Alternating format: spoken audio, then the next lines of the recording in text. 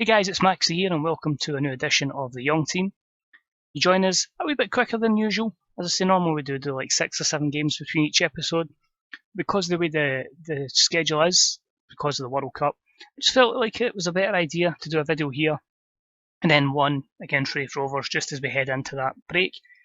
It'll take you away in November and December pretty much before we head into an absolutely brutal second half of the season with a lot of matches. So you also joined us for the St Johnstone game, and what you can see there is this new system we're playing, the system that I was using at Larne, or currently still am using at Larne. It can be very hit and miss. At home, it seems to be effective. Away, leaves a lot to be desired. So the trip to Hibernian started with some absolutely shocking defending from set pieces, allowing Hibs to go 3-0 up. Connor Rowan, Lawrence Shankland and Kevin Ferguson putting the home side 3-0 up. Eamon Brophy pulled one back and Martin Boyle gave us a wee glimmer of hope before Alex Pearce killed our hopes with 25 minutes remaining. So 4-2, just not our day. Aberdeen at home, well there you can see the inverted fullbacks coming into full fruition with 3 of the 4 goals. Mitch Clark putting us 1-0 up, Greg Taylor making it 2-0. Joe Chalmers, former Motherwell left back, now apparently a DM, made it 2-1 before goals in the second half, again from Clark, and then a goal from a set piece, ball in the box, header from centre back Craig Halkett. Now, with this kind of system we're playing, the inverted wing backs, as I say, predominantly play centre mids. They shoot a lot from the 20-25 yard range, so you may see Mitch Taylor and Greg Taylor get quite a few goals. When I was doing this at Larne, I was getting the likes of Jayden Bogle on double figures playing right back.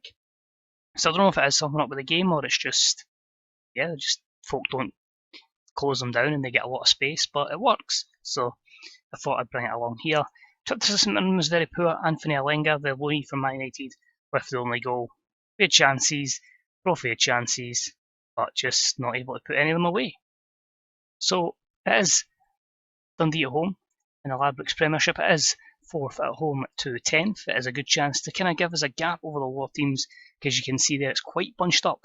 Celtic lead by 7, then Rangers with a game in hand, and then after that, very congested.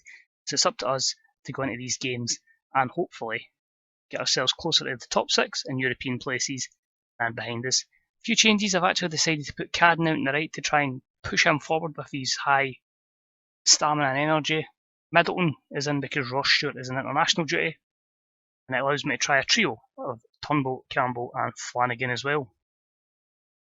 And I'll actually change Brophy. Now keep him as a pressing forward. I prefer using a complete forward, but Eamon Brophy doesn't really do that role very well, so we'll see how we do, and hopefully a good performance. So they're going to be playing a 4-1-3-2 again, like every other time. The danger man is the new gen Jack Waddle. They've also got another one come through. This one actually came through their academy, young Harry Walker. So 2 good new gens up front already, and our former player Rosler at right back. So it'll be interesting to see how we handle the players. We'll get the players to remind the last time we played Dundee and try and get some retribution. But it's going to see how their 3 does, so their 2 up front does against our back. Well, it's effectively a 2-back with Flanagan sitting just in front.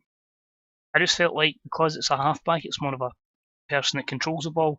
It's probably better putting Campbell a bit further forward and having someone like Flanagan who's a bit more comfortable on the ball, rather than him just sitting, pinging the ball about, getting the ball into David Turnbull, who can then hopefully put through the likes of Cadden and Glenn Middleton, who in turn can put in Eamon Brophy. It's a pretty even game so far. Here's a chance Middleton will play it in. It's come out to Craig Halkett. It's a good ball in for a centre back. Will he try again? He does. And of all people, I don't think I've ever saw Chris Cadden score a header, but Chris Cadden scores a header.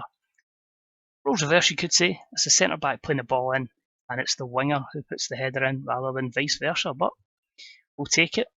It's a complete contrast to last season when we started very poorly, and we're like, oh my god, am I going to get sacked? This year, we've probably had the benefit of better fixtures at the start. And when you see a lot of the teams that are in the league, you only really think now Celtic, Rangers, Hibs, Hearts and Aberdeen, the ones that should be finishing ahead. As everybody else, I expect us to be competitive against or beat. Probably say it's pretty much us and St Johnstone that is that next echelon of team. But so far so good, pretty dull game, but sometimes if you're winning that's what you want. Here's Waddle, here's Ross, and push them back to Baird. It's over the top, or Benny, hulk it away, but oh, it's just going to fall for them, very, very lucky. Harry Walker blasts it home, but because the tackle's made, it just runs in, he gets that wee extra yard, and because we've played it, no offside at half time. Despite having more of the ball, only really one chance more as at half time, 1-1. We'll take off Glenn Middleton at half time.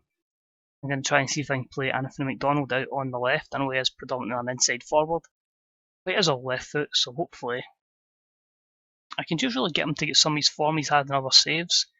My lead save is outstanding. I think it's my Larne save ended up at Rangers, so I'm just hoping to get some of that. And Pop makes a good save from Walker, because the guy at times could be a £10 million player. It's just, obviously depends where he is. Maybe I should give him more opportunities, there's always that as well. But we've got room to change this. It's a very flexible system, and there's a lot of very versatile players that will allow us different opportunities. Here's Taylor, Rosler to McGee, and just pressure, make them make the mistake. Defender make a bad decision with his distribution. Jack Hamilton, Turnbull, he's not great in the air, Davy, which usually results in us losing it. Ross, slow build up from Dundee. So we can push on here. There's Alston, it looks like it is going to be a... Oh, he's getting at the back post. You've got to say there, Mitch Clark certainly sleeping there. Looks like Benny was in. And thankfully Pop comes out and catches that. Very refreshing to the goalkeeper that comes out, catches the ball, and takes the pressure off your defence. So we're going to make our first change of... Our second change, sorry, is going to be Eamon Brophy off for Scott Thompson. And in fact, let's actually put Kevin Bircham in the middle of the park as well. Well, let's try that. My reason for that is basically David Turnbull not having the greatest day in the world. We'll try Flanagan as a playmaker, properly try and get him to advance the ball and see if he can take that with him. Just hope he doesn't decide to chop somebody, get a red card.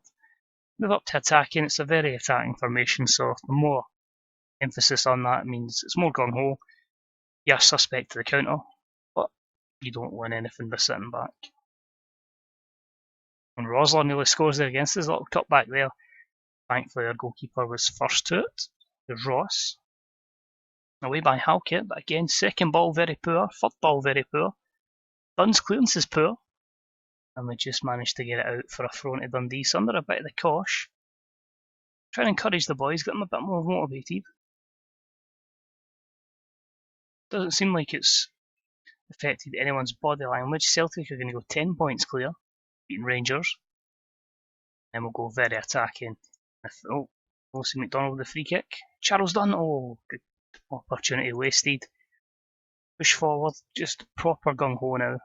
You can see now the chances has been all us in the second half in terms of chances. An unclear cut because we've not really had a highlight. That's a disappointing draw. You can just see there, more of the ball, more of the chances. Just a real lack of quality, you could say, which is frustrating because there are some good players there. But a draw it is, not happy. Try and motivate the boys. But you're really hoping for better results at home to Dundee before we get into a trickier fixture coming up in the form of a trip to Ibrox. So we'll end today's video. 4th place, 15 points. Just 6 ahead of Dundee in 11th, so it's very tight. Who knows what kind of season we are going to have. But that's going to be it for this particular episode, as we see potential interest in Mitch Clark from Championship Sheffield Wednesday. If you get a couple mil, I'll be bidding. But just watching, much appreciated. Hope you're enjoying it.